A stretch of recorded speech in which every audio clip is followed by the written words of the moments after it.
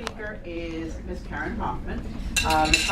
Ms. Hoffman's pedigree is excellent. I believe you're Sheriff Lamberti's niece. Yeah, that's true. Excellent pedigree in Broward County. This club, actually the Florida Federation, did a great deal to get the sheriff appointed permanently. He was the interim sheriff, and we felt at least one constitutional officer should be a Republican.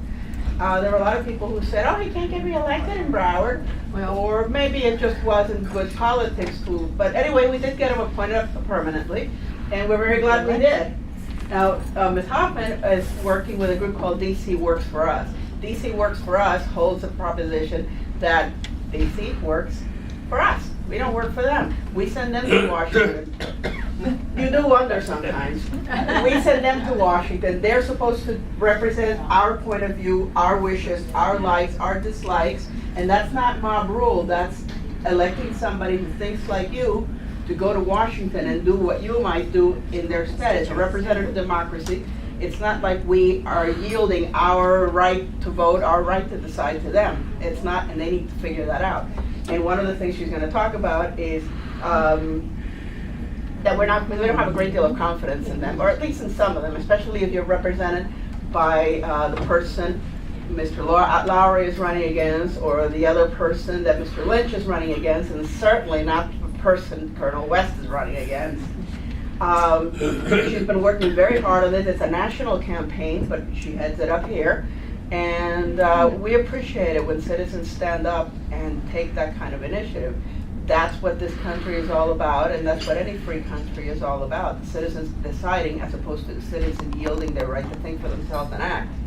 So without further ado, please, Ms. Karen Hoffman.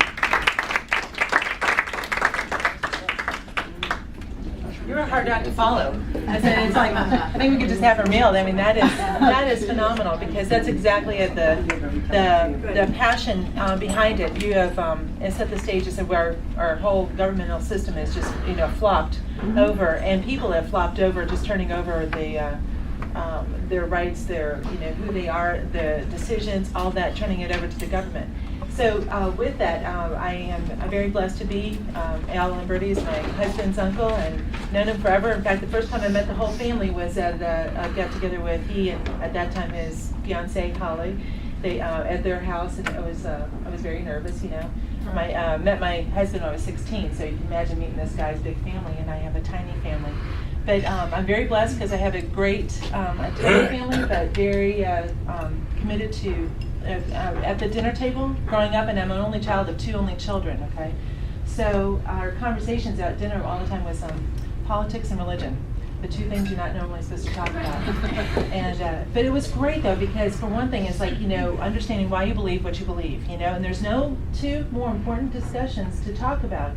And who says it has to be taboo, We could be totally opposite on a point, but still respect each other going through the process. But bottom line, if my faith and my political view cannot stand up to your questions, then they're not worth believing.